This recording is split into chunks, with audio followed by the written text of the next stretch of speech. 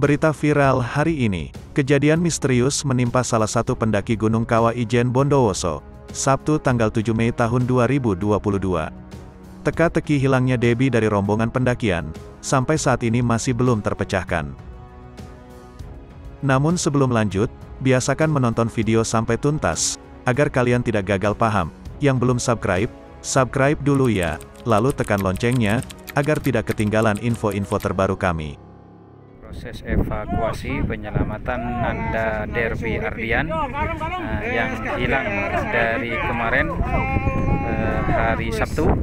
Hari ini sekitar jam 10 bisa terselamatkan dalam keadaan sehat, walau sedikit lemah, namun insyaallah. Mendaki gunung merupakan salah satu cabang olahraga paling digemari, terutama oleh kaula muda. Selain memacu adrenalin apalagi pas mendaki di malam hari, para pendaki juga berrekreasi, karena dalam perjalanan menuju puncak, mereka akan disajikan berbagai macam panorama alam yang indah.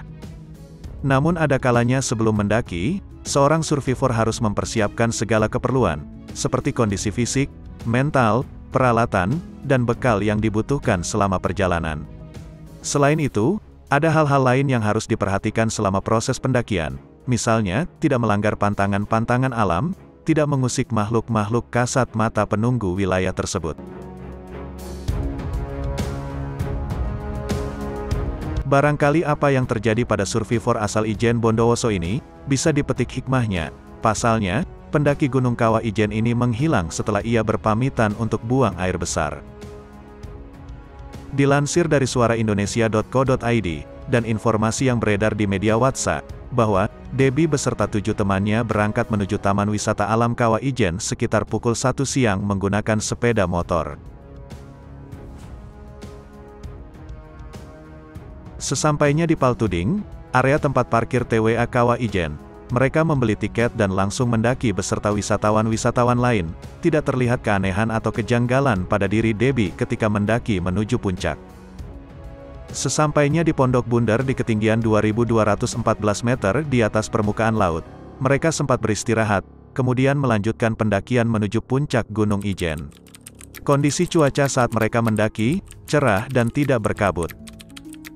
Dan sekitar pukul 14.30 WIB, mereka sampai di puncak kawah Gunung Ijen, dan mereka melakukan foto-foto untuk mengabadikan momen tersebut. Selang beberapa saat, Debbie bilang ke temannya kalau dia sedang sakit perut dan ingin buang air besar. Setelah ketujuh temannya merasa puas menikmati panorama alam puncak Kawah Ijen, mereka pun bergegas turun dan menunggu Debbie di Pondok Bundar. Di Pondok Bundar inilah ketujuh temannya menunggu Debbie sekitar 1 jam, namun Debbie tak kunjung datang. Akhirnya, Febri, Agung, dan Ulum berinisiatif untuk menyusul dan mencari Debbie ke jalur arah puncak, namun Debbie tidak ditemukan. Kemudian mereka mencoba menghubungi Debbie, dan anehnya, terdengar suara Debbie di telepon bahwa Debbie sudah pulang ke rumah dengan cara terbang. Mendengar ucapan Debbie tersebut, lalu teman-temannya itu pun bergegas turun dalam keadaan bingung. Setelah sampai di rumah Debbie, di Belawan Desa Kalianyar, Ulum, Agung dan Febri mengecek ke rumah Debbie dan bertemu Romlah, ibunya Debbie. Ketika ditanya oleh Febri, apakah Debbie sudah pulang? Ibu Debbie menjawab, bahwa Debbie sudah pulang, dan sedang tidur di kamar. Saat itu Febri percaya kalau Debbie sudah pulang, karena Febri melihat di luar rumah ada sandal yang dipakai Debbie ketika mendaki puncak Kawah Ijen. Lalu ketiganya pun pulang ke rumah masing-masing. Setelah selang 30 menit, Ibu Debbie pergi ke kamar Debbie. Namun apa yang dilihat Ibu Romlah bukanlah Debbie di tempat tidur, melainkan sebuah bantal guling. Lalu Ibu Romlah mencari tahu keberadaan anaknya ke Agung dan teman-temannya. Betapa kagetnya mereka ketika mendengar bahwa Debbie belum pulang. Mereka pun menunggu kedatangan Debbie di rumah hingga pukul 6 petang. Debbie pun tak kunjung datang. Lalu ayah Debbie mencoba mencari tahu keberadaan Debbie di lokasi kawasan Taman Wisata Alam Kawah Ijen, dan melaporkan insiden tersebut ke Kapolsek Sempol. Pukul 19.30, Debbie pun dinyatakan hilang. Setelah adanya laporan terkait hilangnya salah satu pendaki Kawah Ijen, tim Basarnas dibantu BPBD Kabupaten Bondowoso, TNI Polri, tim SAR Taman Wisata Alam Gunung Ijen, serta masyarakat sekitar, memulai proses pencarian Debbie sejak pukul 7 pagi. Pencarian dimulai dari titik hilangnya Debbie, yaitu dari sekitar Pondok Bundar, hingga jalur puncak Kawah Ijen. Dan sekitar pukul 10.30 waktu Indonesia Barat, Debbie berhasil ditemukan di dasar jurang, hanya mengenakan celana dan sarung, tanpa menggunakan baju. Debbie dikabarkan jatuh dari ketinggian 400 meter. Ketika ditemukan, kondisi Debbie dalam keadaan lemas. Hal ini barangkali karena Debbie kedinginan dan kekurangan cairan, sehingga ia harus digendong ketika dievakuasi dari dasar tebing. Proses evakuasi pun berjalan alot karena sulitnya medan. Tampak ia harus ditarik menggunakan tali hingga ke atas. Namun anehnya, walau ia jatuh dari ketinggian, Debbie tidak mengalami cedera parah seperti luka-luka atau patah tulang. Hal itu tentunya menjadi kabar baik untuk keluarga dan teman-temannya, serta tim yang terlibat dalam proses pencarian dan evakuasi remaja 19 tahun tersebut. Alhamdulillah selamat. Terima kasih semua tim atas kerjasamanya, tim SAR, tim desa, juga tim keluarga yang sudah bahu-membahu bekerja sama semuanya. Terima kasih sekali. Informasi mengenai hilangnya survivor asal Bondowoso ini di sekitar Taman Wisata Alam Gunung Ijen beragam di media sosial.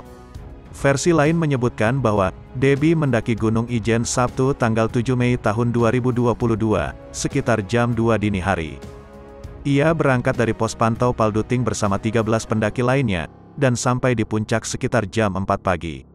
Mendaki di malam hari ke puncak Gunung Ijen sebenarnya aman dilakukan, telah banyak pendaki-pendaki sebelumnya yang melakukan itu. Sebab di malam hari dan bila mereka sampai di puncak sebelum subuh, mereka bisa menikmati daya tarik Blue Fire yang mendunia, sebuah penampakan atraksi api biru nan indah, yang hanya bisa disaksikan menjelang fajar di kaki kawah Gunung Ijen. Pendaki juga bisa menikmati indahnya sunrise, matahari terbit dari balik gunung. Namun karena kondisi jalur yang gelap, serta cuaca dingin yang bisa menjadi 2 derajat. Pendaki atau wisatawan harus membawa senter dan harus memakai pelindung tubuh yang hangat, tidak boleh terpecah dari rombongan, atau agar lebih aman bisa menggunakan jasa pemandu yang berpengalaman, agar tidak tersesat. Karena Gunung Ijen berbeda dengan gunung-gunung lainnya, biasanya, wisatawan jika ingin ke puncak, mereka naik di pagi hari, dan turun sebelum jam 2 siang. Sebab, setelah jam 2 siang, kabarnya, asap belerang bisa mengganggu pernafasan. Bagian kawah, menyimpan air dengan tingkat keasaman tinggi, dan juga menghasilkan gas belerang. Tak jarang terjadi kasus beberapa pendaki meninggal karena menghirup gas beracun. Menurut warga sekitar, ada istilah pun opas yang bisa datang sewaktu-waktu, yaitu sebuah kabut pekat yang bisa mengganggu pernafasan, sehingga bisa menyebabkan seseorang pingsan, bahkan bisa lebih dari itu.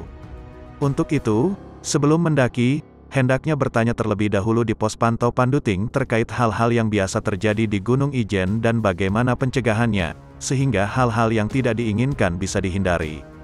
Kita kembali ke pembahasan Debbie, wisatawan yang hilang di Gunung Ijen.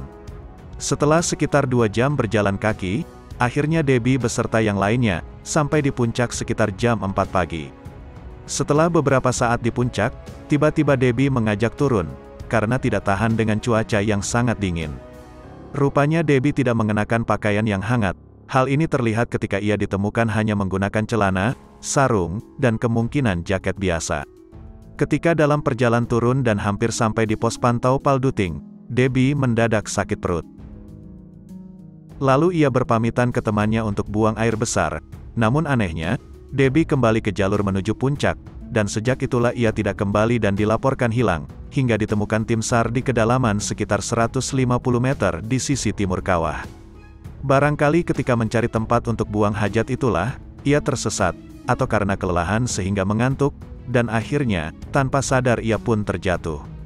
Ia ditemukan dalam kondisi selamat, tanpa cedera parah, dalam keadaan duduk meringkuk, dan berhasil dievakuasi Minggu tanggal 8 Mei tahun 2022 sekitar pukul 10 pagi.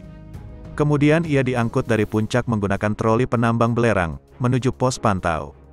Lalu dibawa ke puskesmas Sempol untuk mendapatkan perawatan lebih lanjut. Setidaknya, apa yang terjadi pada Debbie ini, bisa kita jadikan pelajaran, terutama bagi pendaki pemula. Apa sebenarnya yang terjadi pada wisatawan bernama Debbie? Akankah ia diganggu sang penunggu Gunung Ijen, lantaran buang air besar di wilayahnya, sang penunggu arwah penasaran VOC, yang konon memiliki sifat pendendam dan suka bikin pendaki tersesat. Benarkah ia terjatuh karena ngantuk berat, kemudian tanpa ia sadari, ia tertidur seperti layaknya tidur di rumah sendiri? Atau, ada pengaruh lain seperti pengaruh alkohol seperti yang dikatakan salah satu relawan, hanya yang bersangkutan yang tahu.